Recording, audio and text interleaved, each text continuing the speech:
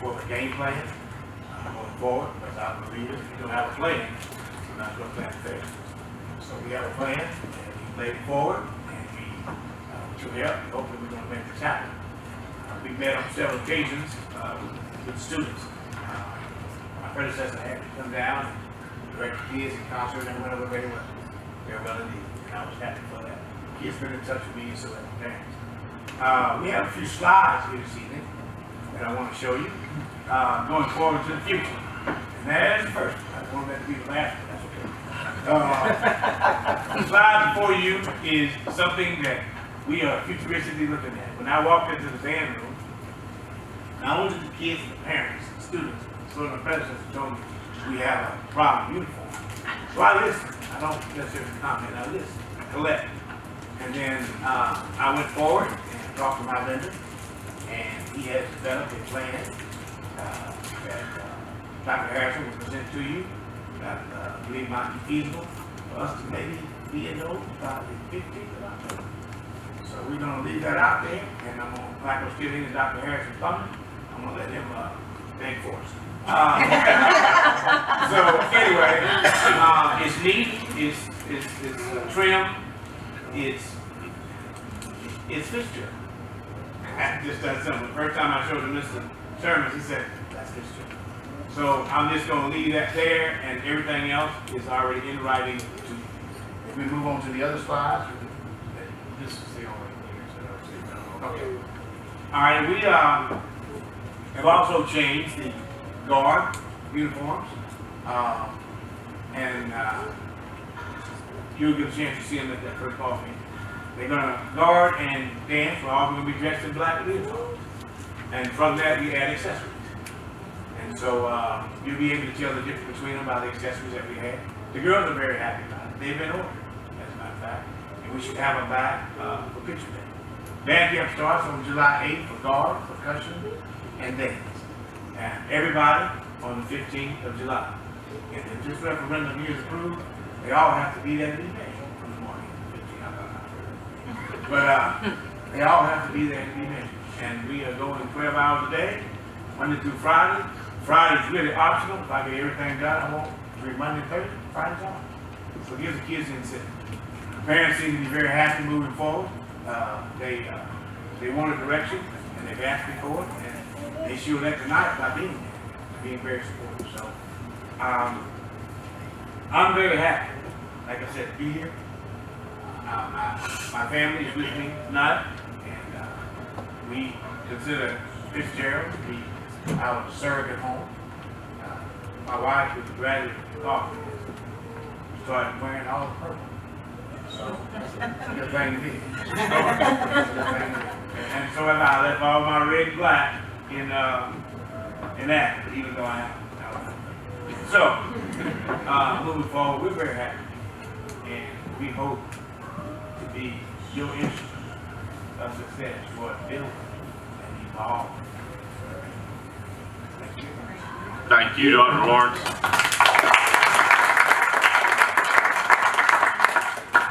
We'd like to welcome you and your wife and your child again. Thank you for being here, and we're glad to have you as a Purple Hurricane, you and your family.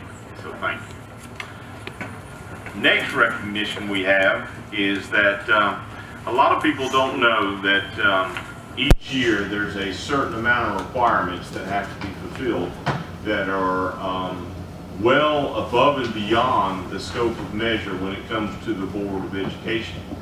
And there is a competition out there amongst the state, just like there is for our schools, there is for board members. And the availability is that the board has the availability to apply and put certain measures in place to meet certain credentials, and they are awarded based off of that.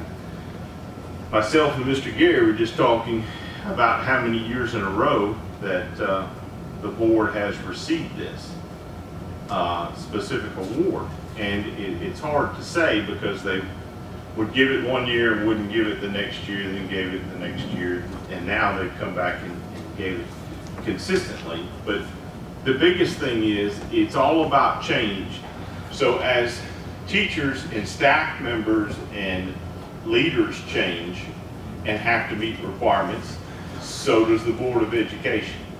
And in there, this year, it is more comprehensive to be a more focused unit under the strategic plan from the Board of Education to the superintendent to everybody that falls under that umbrella in our school system.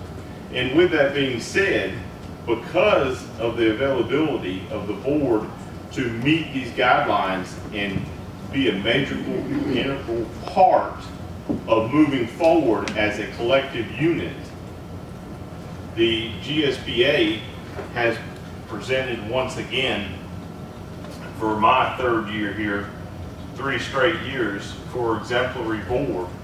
And these things are not getting greater in number for people to get, they're getting fewer in number to get because it's harder and harder to meet that. And as we've gone through and looked at it, the process has changed greatly. We've changed with it, and it's making us better. So, Mr. Chair, congratulations, Board of Education, Vice Chair. Congratulations on being exemplary board again for 2019, 2020.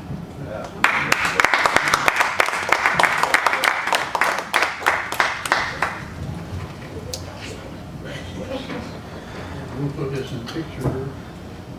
Yes, that's correct.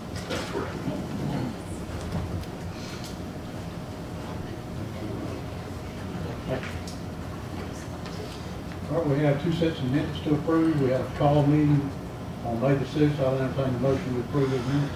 I move to approve the call meeting minutes from May the 6th, 2019. Second. Motion second, any discussion? All those in favor of the minutes, signify by saying aye. Aye. Motion carries. Entertain a motion to approve the meeting of May the 7th. Move to approve the minutes, the regular monthly meeting minutes of May 7th. Second. Motion second, any discussion? All those in favor of the minutes, please signify by saying aye. Aye. Motion carries. System reports, I'll entertain a motion to approve the consent agenda items listed on your agenda as A1 through 5. Move to approve the consent agenda items A1 through 5. Second. Motion second. All right, pay bills list. Pay bills, expenses for May were $1,983,887.70. Yes, ma'am, that's correct.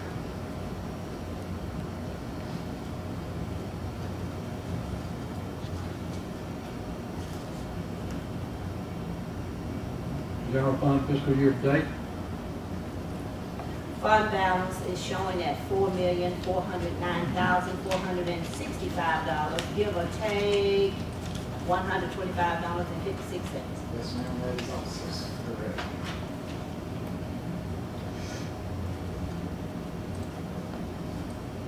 Okay. East Loss report.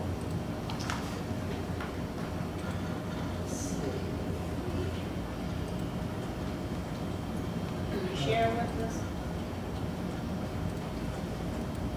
ELOS.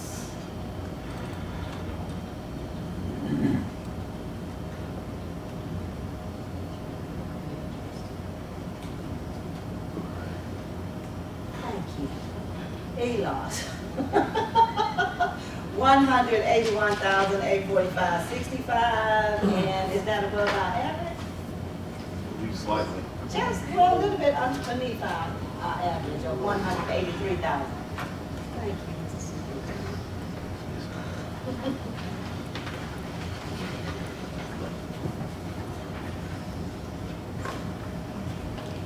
The balance there is showing 2.7 million. All right, the athletic reports.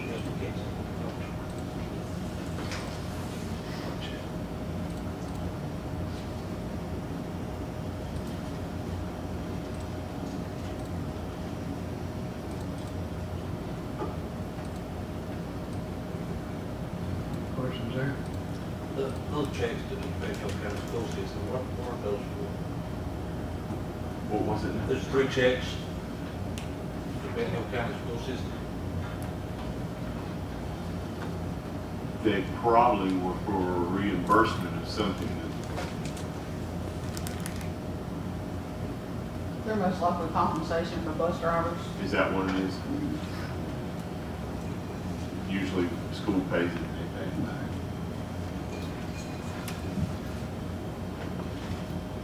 All right, facility report.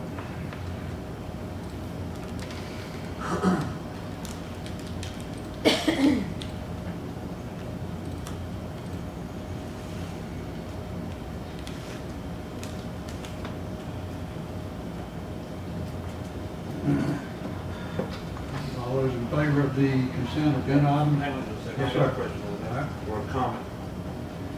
If I take all the requests, 668, but I take out the transportation, the board office, that's 653, that goes to schools.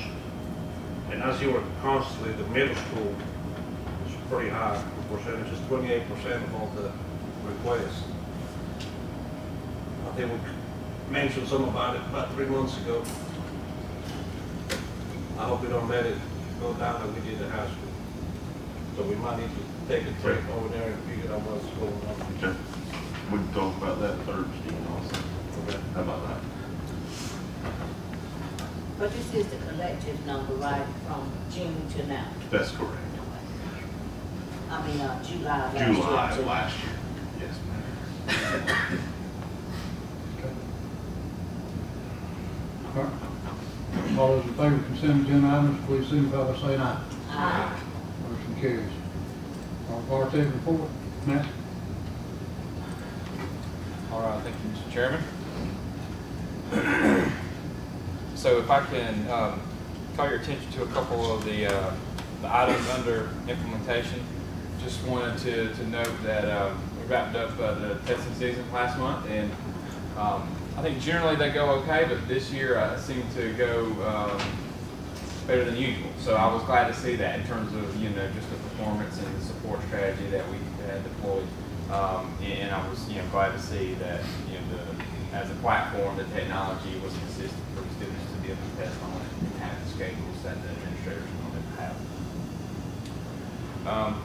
We've also been working to prepare some of the high school laptops for students who would be in dual enroll. So that's the 112 there that we worked on, prepared for those to go home with the students, and you know, they're able to participate in their classes and you know, just have that dual enrollment status and go through those courses using the laptops from the high school. So you know, that was something that, you know, that was prioritized, and we were glad to be able to participate in that as well. We've also been sort of cleaning up some of the network closets around the district just as a maintenance item, but one thing that has occurred as kind of a byproduct is that as we're moving stuff out, we're sort of accumulating this surplus equipment that was just, you know, stuck in there for storage, you know, forgotten or not thought about until now. So I think what I'll do is I'll work with Thomas and Dr. Harrelson about putting together a surplus list for you all to review next month at the regular board meeting. And if you consider that for a vote, I'd like to have a recycler come in and just toss some of that stuff away. And, you know, we'll select one that'll give us a certificate of data destruction too, that they take those things very seriously. You know, for the recyclers that pick up at schools, they understand the requirements of data protection, so they'll just physically destroy all of those storage devices, the hard drives inside the computers. You know, they still want to come and pick this stuff up, because there's, you know, they find value in the recyclables, the plastics, the metals and stuff like that. But you know, they'll destroy those data storage devices, the hard drives, like I said before, and that way there's no risk of anything getting reused or recycled or something else that would potentially allow, you know, that to be transferred to an unauthorized party. I also want to call your attention to the project table. I've noted that the freshman device deployment is delayed. The only reason that's delayed is because from the vendor, the shipment hasn't shipped yet. So they had to source the quantity for our order, which put behind the entire process, so we're still waiting for those to come in. But as soon as they come in, we'll be getting right on those. I wanted those to be done in June, so that in July we could be looking forward to the school year. But if it takes part of the early parts of July, then that's just what it'll take. So we'll get them in ready before first day of school regardless.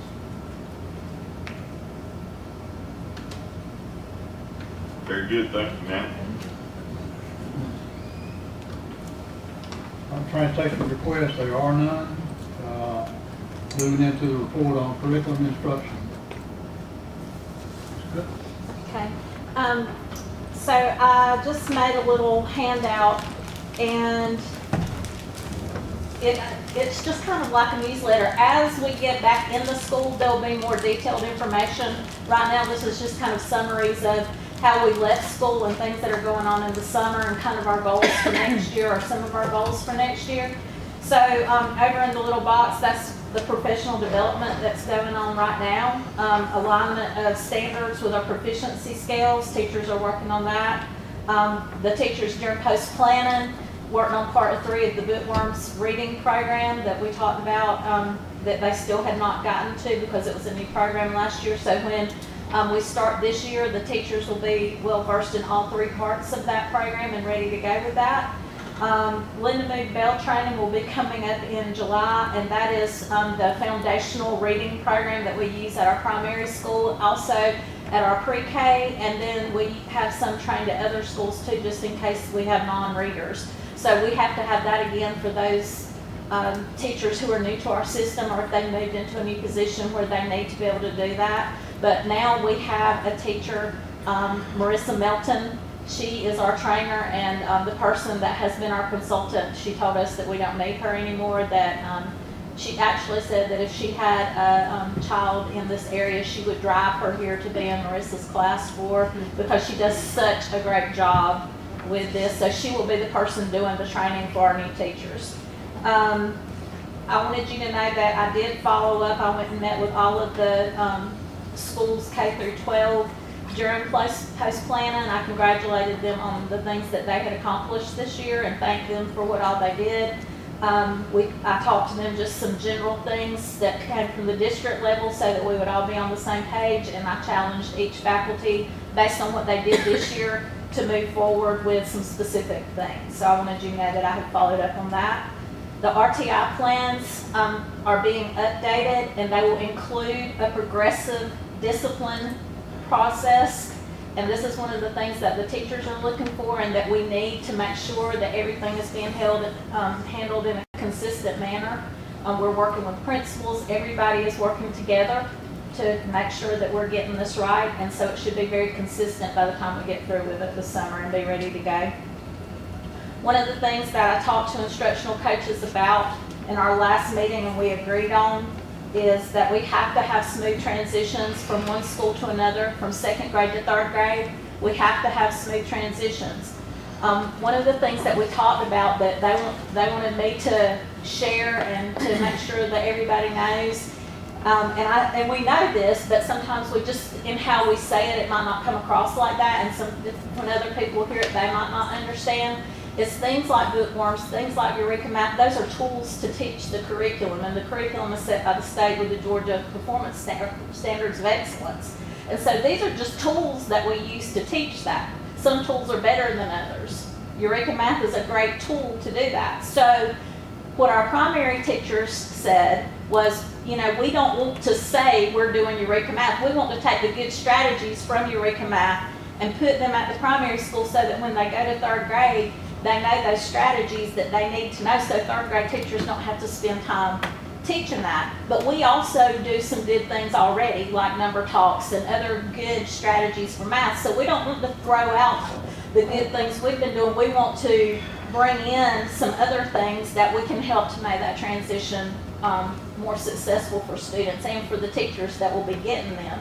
At the same time, we're moving some of the reading strategies that we found to be successful in the elementary school. Those are going up with our 6th grade students. And so what we're trying to do is take the best from all the tools that we have and choose those things wisely, put it all together in a way that makes sense and that gives teachers some say in what they're doing. And so our goal is to make everything a smooth transition there. Will all those tools complement each other? Oh, yes, yes, they will complement each other. In fact, I didn't even realize all of this, they have already been using some of those strategies down there.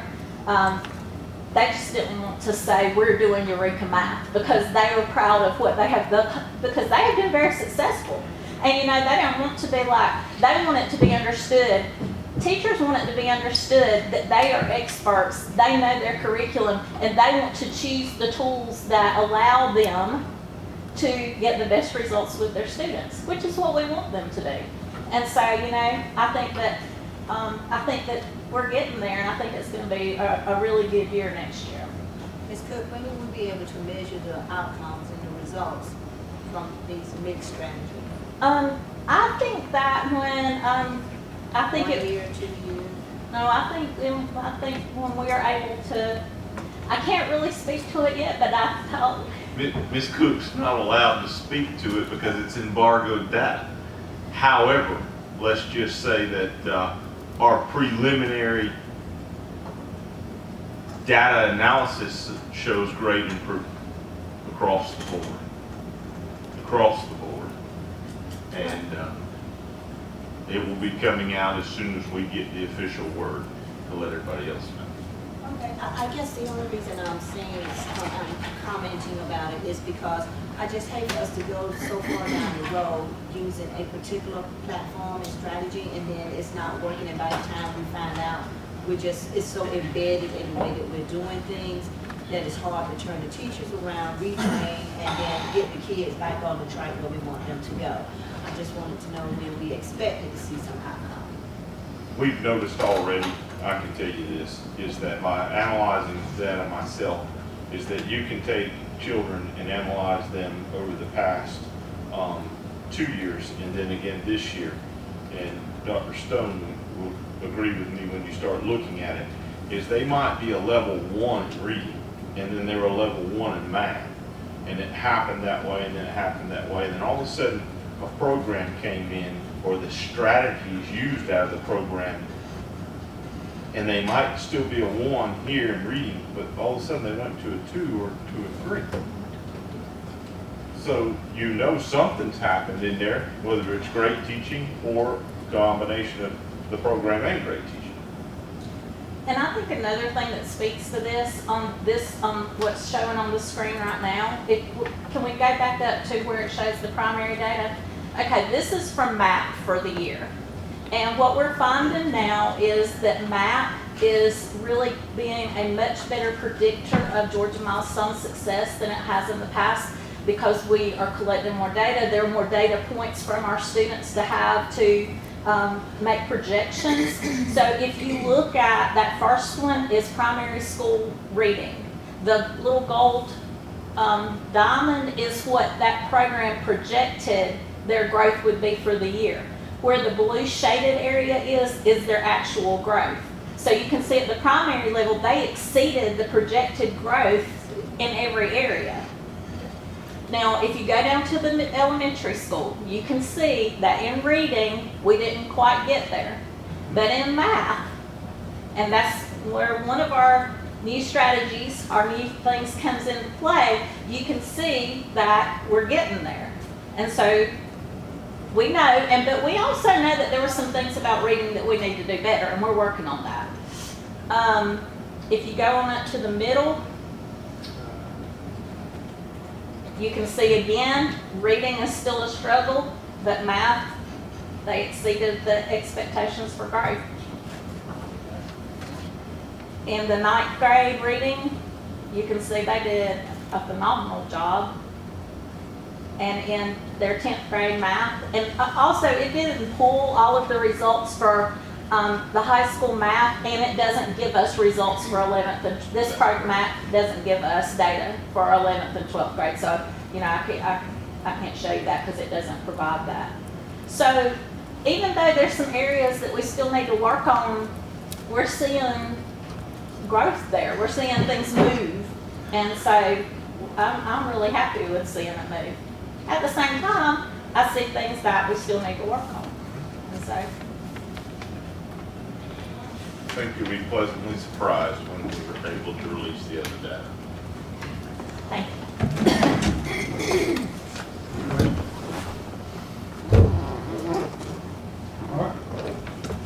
All right. Sent Ms. Campbell an email 2 or 3 weeks ago and asked her to do a medical report update for us on our school nursing program, our Medicaid, our telemedicine things we put in place that we hadn't reviewed in a while, so we've got that tonight. If you look on the first set of slides, that is the report from, I cannot see it, from Dee Parton, who is our head nurse for the schools. This is the one that is sent every year to look at it. It gives you a rundown of how many cases are seen, how many students are seen, how many adults are seen, and what they're seen for within the schools. And so you can see quite a large number of things that our nurses are dealing with every single day. If we look at that middle right there, kind of the middle way, which says psychiatric, bipolar depression, and psychosis, look at those numbers. That is disturbing to me for, kids, and we're talking about kids here. Ben Hill Primary, 13 students. Ben Hill Elementary, 22. Middle school, 7. And then high school, 22 students who have bipolar depression or some sort of psychosis. And that's just sad. That is reality, folks. That's what we're dealing with on a day-to-day basis. ADD and ADHD is, one of our top numbers, and asthma is one of our top numbers as well. We're seeing a lot of students. And a lot of times you'll see them go hand in hand because sometimes those inhalers can cause, the attention deficit problems to occur. So sometimes your numbers are going to kind of run hand in hand, and they pretty much do right there. We had 6 instances of childhood cancer at the primary school, 2 at the middle school in our town, and that's children. We're seeing plenty of adults with that, but when it comes to our children too. Of course, we have our medically fragile students there that are seen in 5, 3, 6, and 1 catheterizations, 2 feedings. Yes, we have those kinds of things that are going on in the school system. So they are busy, they stay busy, they earn their pay every single solitary day. And it's not just let me make an appointment with you, it's when a teacher runs down the hall with a kid with a bloody nose, you stop everything you're doing. Or somebody passes out, or we've seen that happen this year. We have some students with seizure disorders. The fire alarm goes off, forget that there's a flashing light that goes with the fire alarm, and immediately they hit the ground, seizing. So they definitely stay on their toes, definitely. So that's what we're seeing right there. Any questions? I noticed that we have 5 young ladies who are pregnant, 1 in middle school, 4 in high school. What do we do with that as far as our nurses and health services? Basically, what they do is just check in with them to make sure everything is okay. Sometimes they have to go in there if they need a snack extra or if they're sick or what have you, but they make sure they keep up with those girls as well. Yes, ma'am? Do you think we'll ever get to the point where any of our students are going to need therapy dogs in our system? I don't know. A lot of, there's been a lot of talk about that. There's not just therapy dogs, but the comfort animals are coming into play too. I actually just had a colleague of mine from another county call me and ask me what policy we had for comfort care and comfort animals. And we don't have one. So we're all starting to look at that too, because I think we will. I think you're going to see it because it's beginning to be more and more. We've just not had that blind student that needed the guide dog, or we've not had the person, there's dogs to keep kids, to determine when there's seizures coming on. So we have not had that yet, but not to say that tomorrow we won't have somebody walk in the door to say, I've got that animal. And of course, we cannot refuse that. We have to keep that, but we'll take care of that one. We probably need to go ahead and look at that. Good question. Very good But if question. you look at the seizure disorders, you look at 24 That's a large compared number. to the rest of, you see it's occurring at a younger age, more and more and more. So, 7 kids in primary heart disease. that's correct. Okay, any more questions about the nursing report? And I do want to say a lot about our nurses, but Dee Barton is primary, Nan Phillips, Brittany Matthews middle, and, you the extra in the budget, the upcoming year. This is just what we see from PattyNet. This report is what we call the PattyNet report. That's who is in charge of our billing, who's in charge of any kind of audits we have.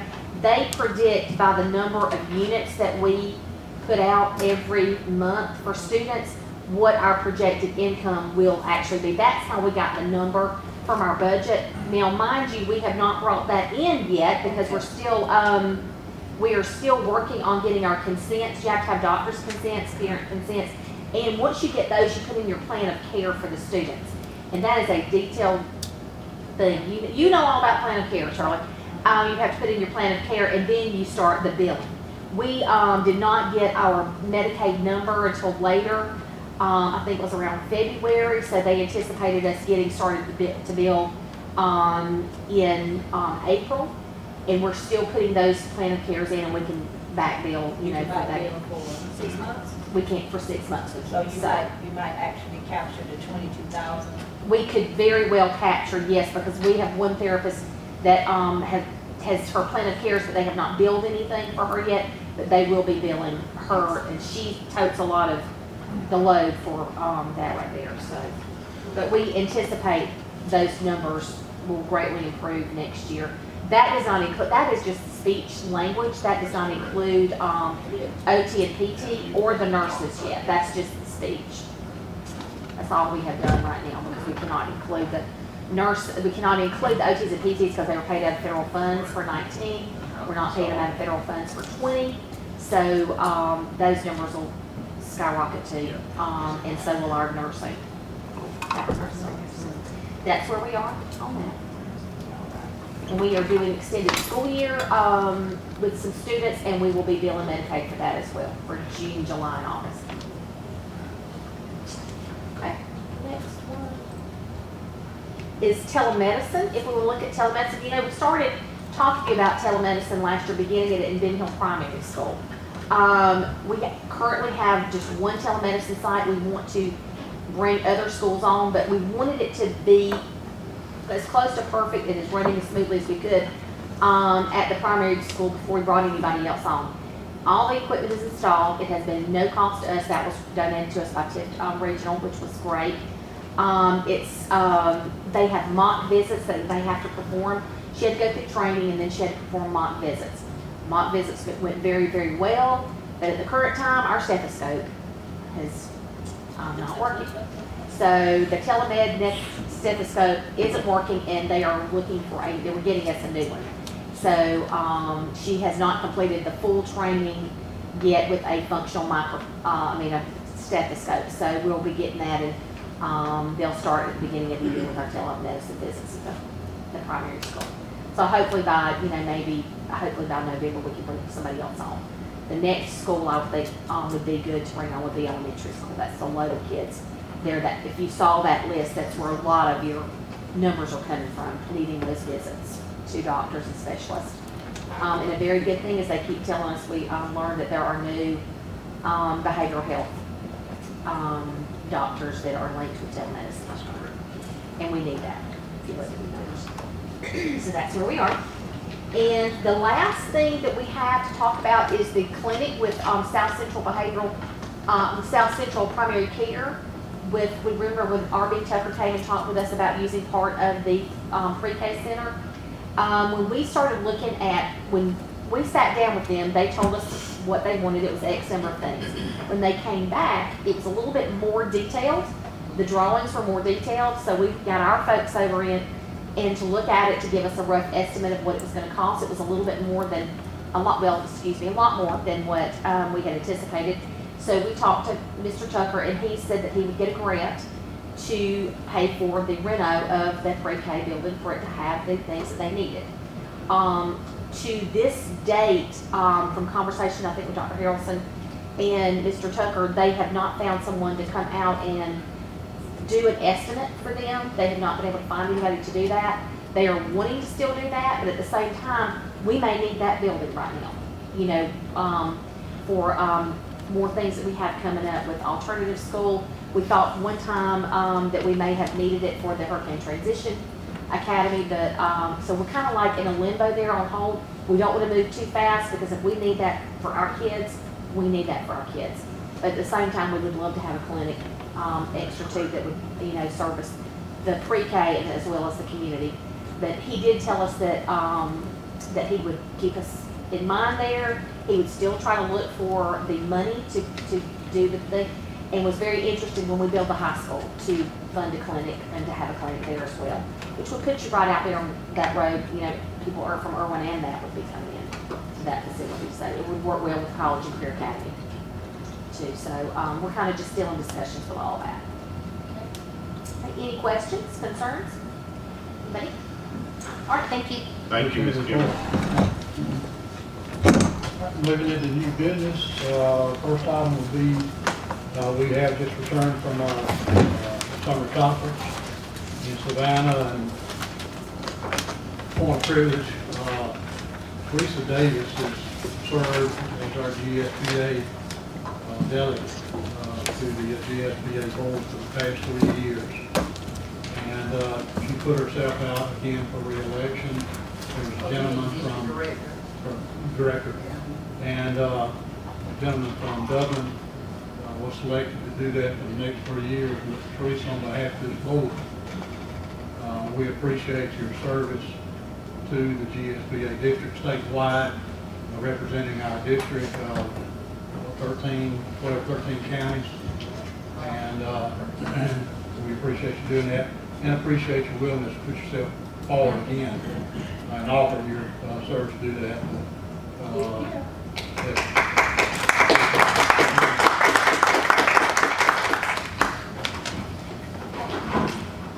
There were some great workshops from our conversations. I could have sworn that you wrote some of the presentations that were up there, but are things that you said that we've got going on, and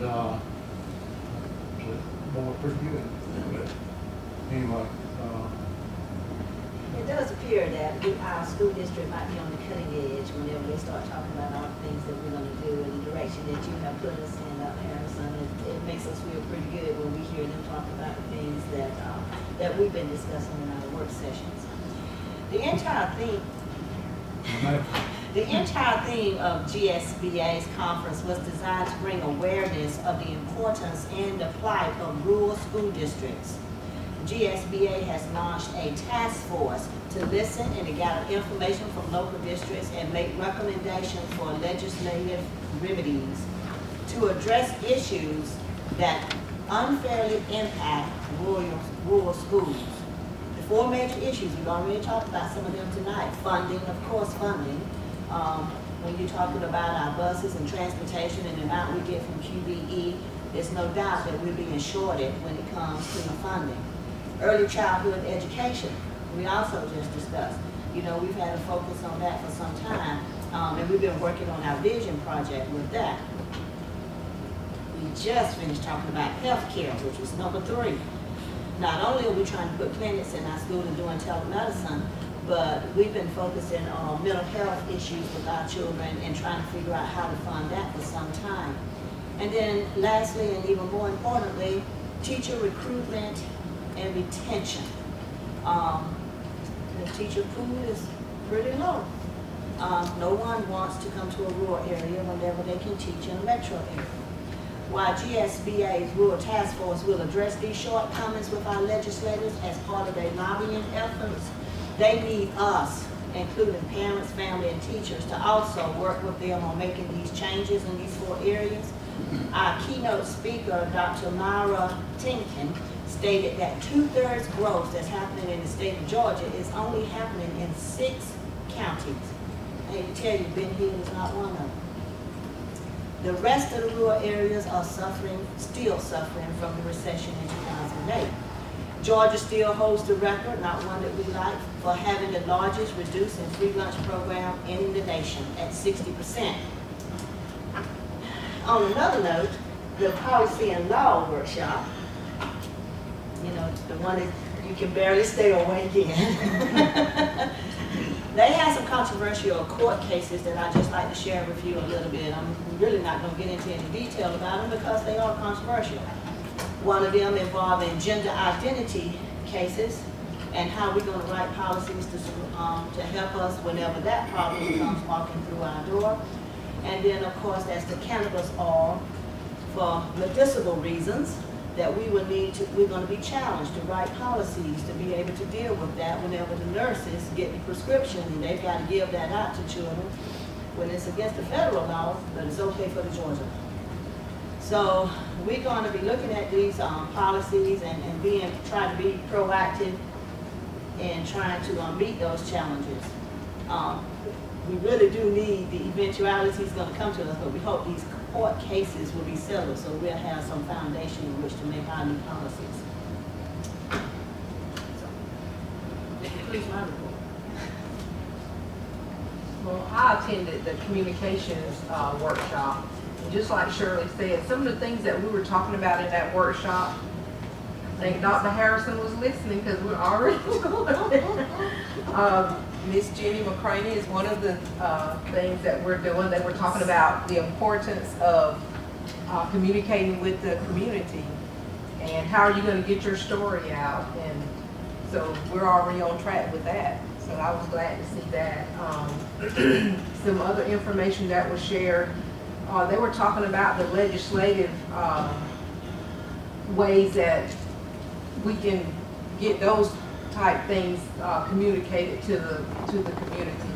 And one of the questions that was asked is, how do you get your legislative positions communicated to the students for back to school? So that was one thing they were talking about.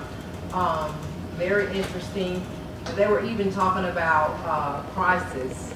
How do you handle your school system when there's crisis going on? So it was very interesting. One thing that was very interesting to me, and I left my notes at the office, I am so sorry, that I wanted to share with everybody. I can't remember what it was now, but one of the things that we covered, I was served as the delegate again, and one thing, or the hottest ticket item that was on the list was changing the age for kids to be able to quit school from 16 to 18. And I was very surprised at some of the comments that were made. Some of the people that got up, you would think they would be more interested in keeping the kids in school at a later time. But most of the people that got up and made comments were saying they disagree with changing the age, because if you change the age from 16 to 18 and you're forcing these kids to stay in school and they don't want to stay in school. And I'm like, you know, why would we give a 16-year-old the opportunity or the option to quit school? I mean, they really don't know anything about taking care of themselves, really. So, and the thing that we were talking about, or the delegate question was, should the age be changed to 18? Which you would think that would be the thing that everybody would want to do, but more than one person got up saying they didn't think it was a good idea to change the age, and I was just quite surprised. And so many people got up saying that they don't think you should make the child stay in school. We had to call a question because so many people were getting up saying they didn't think the age should change. So that was the biggest thing that was discussed during the delegate assembly. I like the ones that wanted to change the age in the beginning. Instead of it being 6 years old, have compulsory school from 4 to 5 years old and start up to 16. That was pretty good. It was a great discussion. Yeah, and I'm sure as educators, I'm pretty sure y'all would like them to go ahead and leave at 16. You can't make a kid come. So it was just, it was something, it was interesting. It was interesting, yeah.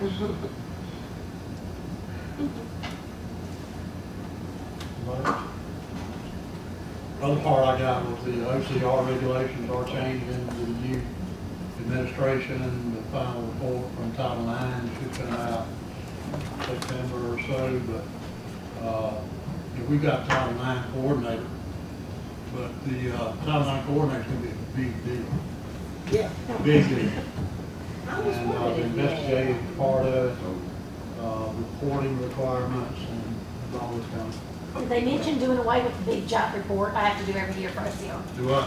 Did they mention getting rid of the big report that I do every year for OCR? No, it's now, massive. it's now in triplicate. It's gonna be bigger. It's gonna cover items other than It's job sports. security. 413 pages. But there'll be some big changes. All right. Next item of business. We'll entertain a motion to approve the 1920 preschool handbook. I make a motion to approve the handbook for the preschool for 19 years. Second. All right, motion second. Now discussion. If anything should drop between now and, the actual printing, we could just insert We'll do it then. an addendum and insert. Yes, sir.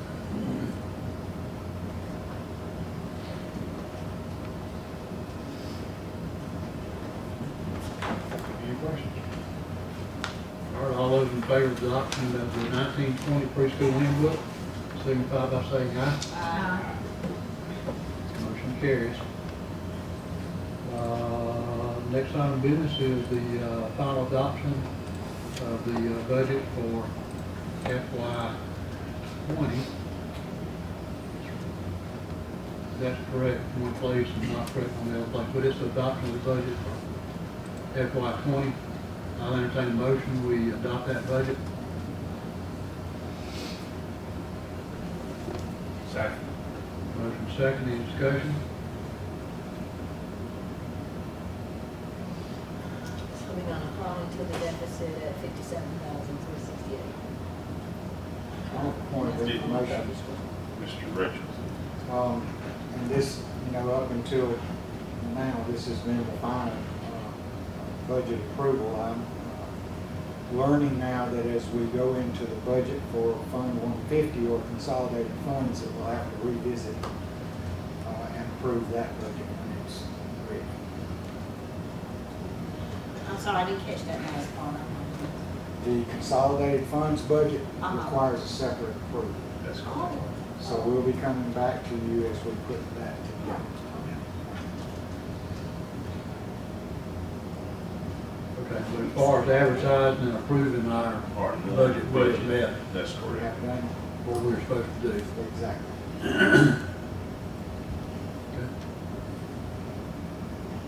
Any other discussion? All those in favor of the final budget for fiscal year '20, signify by saying aye. Aye. Carries. All right. Entertain a motion to approve the CTEA AD local plan and budget for fiscal year '20. Is there a motion? I make a motion to approve the CTEA 2020 budget. Second. Motion second. Any discussion? Comments? And that total federal budget is 100. Is that $1,431,524. $1,431,524.13. Yes, ma'am.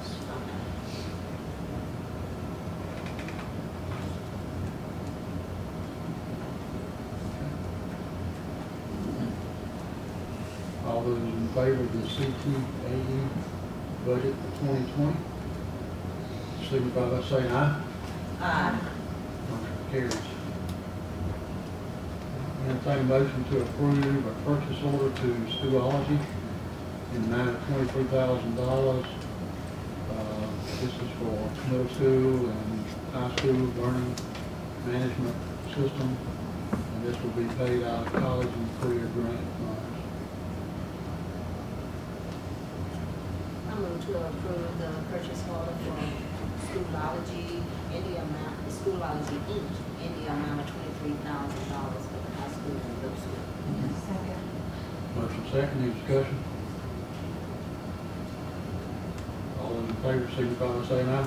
Aye. Motion carries. Entertain a motion to approve the contract with ESS Southeast for providing our substitute teachers. And the contract. For you. Is that the motion? It's a request for a motion. I'll make that motion. Second. Is this the first time we've contracted with them? Yes, ma'am, it is.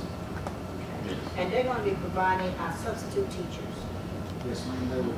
So the substitute teachers that we currently have in this fiscal year, will they not come through that, They will through go that, over and that enroll company? inside that company.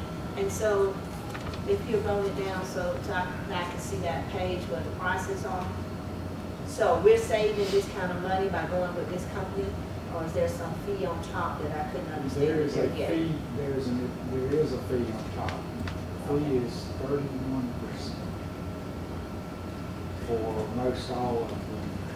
But that's cheaper than the school district paying the fringe benefits? Is that what you no? Okay.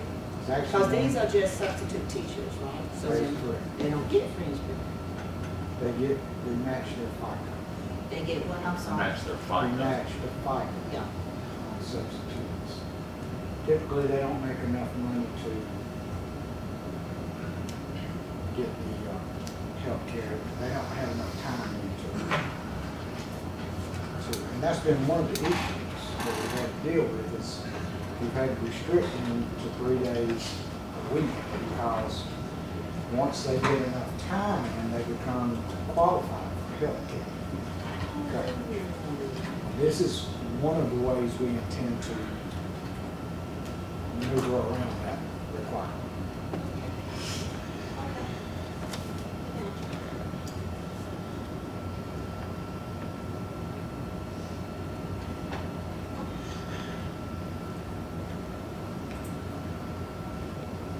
The rate for school food subs though is 36% because of the increase in workers' comp coverage rates for those employees. This company also is responsible for workers' comp. Yeah. We will take that off of our bill Yes. as well. Okay, so that'd be an additional saving on the Yes, school ma'am. district. And they totally responsible for the employees.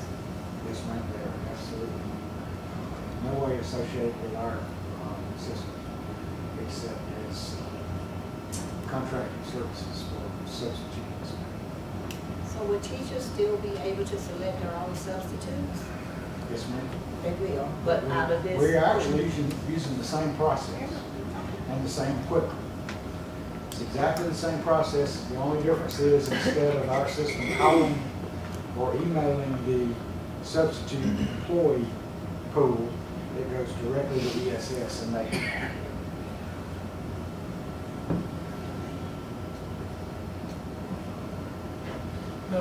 No, Tom said, don't, the teachers can't choose their subs. They can't choose who come. They can't, There are ways that they can set preferences. They can set a preference. They've got, And they've they- got a group that they And can they send. can, That is and they correct. can exclude Yes. people as well. but it is our current. Preferred subs, like if you were gonna be out for long-term pregnancy or something. Right. Now, they can't arrange prior to the event. Right. that This sub will be the sub. No, that facility is gone. ESS is solely responsible to provide the subs, but we do get preferred pool. But it is still our pool of subs that we already have. All of the subs that we had were offered the opportunity to go to work with ESS, yes, ma'am. So they Now, are have- there. Now, ESS is now responsible for developing that pool as well. Okay. And in fact, they are also in Tift County, and there may be some people coming from out of county now in some circumstances. I guess my concern is our board spent a good deal of time coming up with a pay rate scale for our subs and trying to make it equitable and everything. And so now this rate is gonna change, and so our current subs are aware that their prices are gonna go down. Well, some are coming up and some are going down. We tried to standardize the rates more with what's in the marketplace. We found that the certified rate was higher and that the classified rate was lower than what the market was out there. But we kept the $10 extra per day for the 10-day consecutive Yeah. sub. It's relatively little change.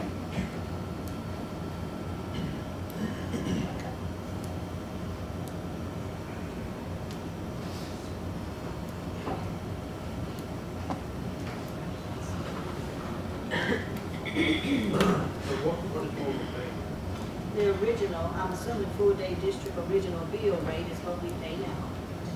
And then the full day is what we will be.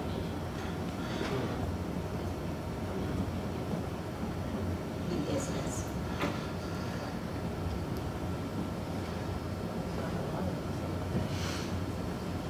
The full day pay rate is what the employee, the substitute receives. The bill rate is what we pay ESS.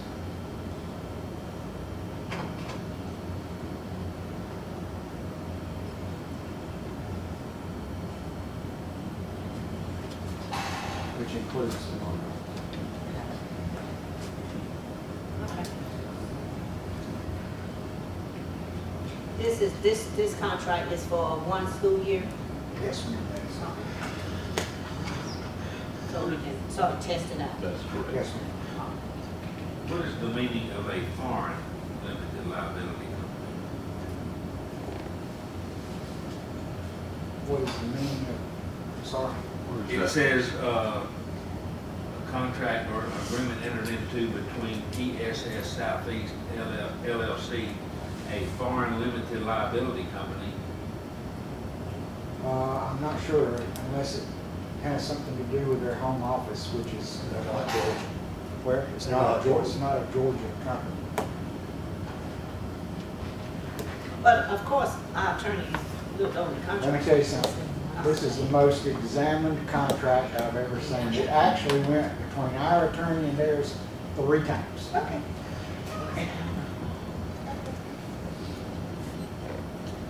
I just want to make sure that we're being fair Yes, to the ma'am. people that's filling our classrooms. Substitute teachers already Sure. having a very difficult time, and we're not able to always have the highest quality substitute teachers in our classrooms, and I just didn't want our pool to be diminished by this change. We saw some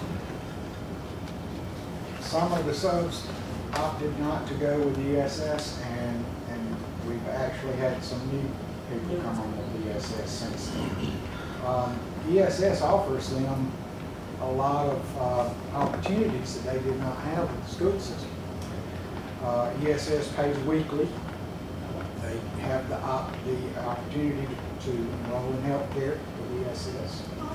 And they have investment vehicles that they offer their employees as well. It's actually a better employment package all around for that. Thank you.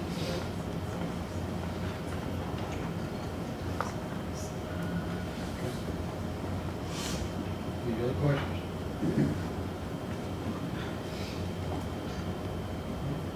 All those in favor of entering the contract for substitute teachers or substitute staff with ESS Southeast LLC, signify by saying aye. Motion carries. All right, big stuff.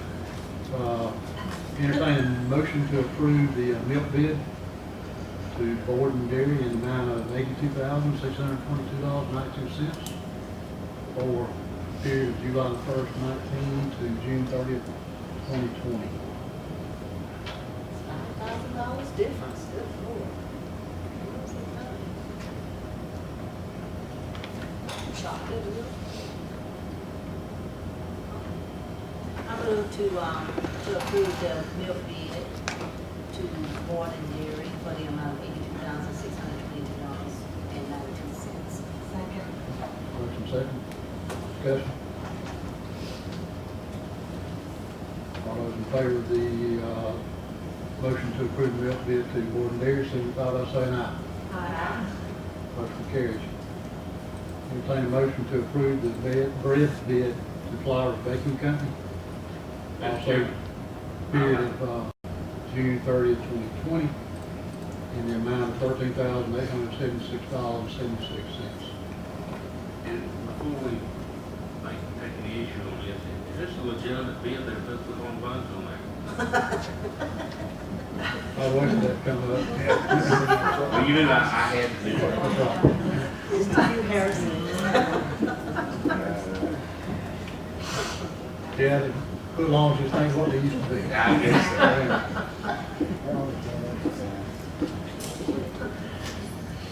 So you were entertaining the motion? I was. I'll make that motion. Without. Is there a second? Second. Motion second, any discussion? All those in favor of approving the bid to Flowers Baking Company, signify by saying aye. Aye. Motion carries. We have our invoice for our Georgia School Board annual policy updates, which is the alerts we get and the new policies coming down that we need to be aware of. Also includes policy changes recommended, and that's an annual amount of $600. I'll entertain a motion to approve that. I move to approve the invoice from Georgia School Board Association for our annual policy alert and update. $600. Second, any discussion? All those in favor signify by saying aye. Aye. Motion carries. Entertain a motion to approve the GSBA e-board software subscription for another year going through June 30th, 2020. That is our assembly e-board software that we're using right now. And that's in the amount of $12,640. That amount's based on the size of our school and the number of students that we have and, good part. I'll make a motion to approve the GSBA e-warrant software subscription for $12,640. Second. Motion second, any discussion? There are some changes coming out June the 29th, I think. You'll now be able to access Assembly on your iPhone or your mobile phone device. And that's no extra cost, it's just part of it. Are all those in favor of the keyboard software with GSBA, signify by saying aye. Aye. Motion carries. Upcoming events. Have a call meeting this Thursday night to talk about some East Lost activities. Your agenda will be online tomorrow. We've had some requests for some expenditures on that will concern ELOS. We'll also be talking about the RFQ that we put out for maintenance activities. We've got a report on athletic supplements from David Sims, and we'll have some discussion on teacher supplements. And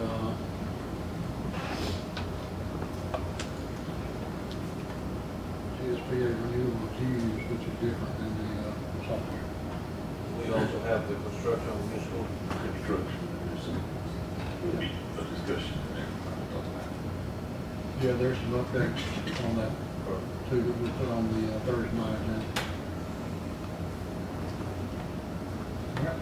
And if you've got a natural disclosure report, you need to get those done.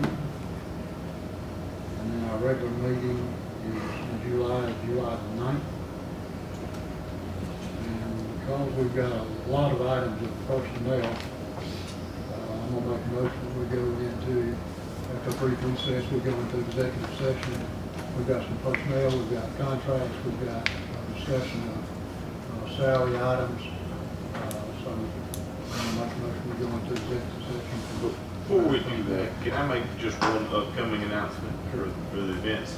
our special ladies in the back have now come up with a new way of communicating, and they're working on it, so bear with us. But the objective is today that you can pull up our actual email page and go down inside of it, and it says Ben Hill County Schools live stream, and it'll actually come up on YouTube. And what our goal is that we'll house these on here so that when you're away, pull it up on your phone and watch it live, or if you're away, you can go back and watch what you need to watch if you missed something. So just another way to communicate. Yes, and all other events at schools. So we'll be having, where teachers are having special events, we'll be able to put those on there. So now if you're away, you'll be able to see them. Sure, your hair looks fine. We appreciate y'all and And I still, Okay. okay, after a brief recess, that motion we go into executive session, we're second. Motion second, discussion.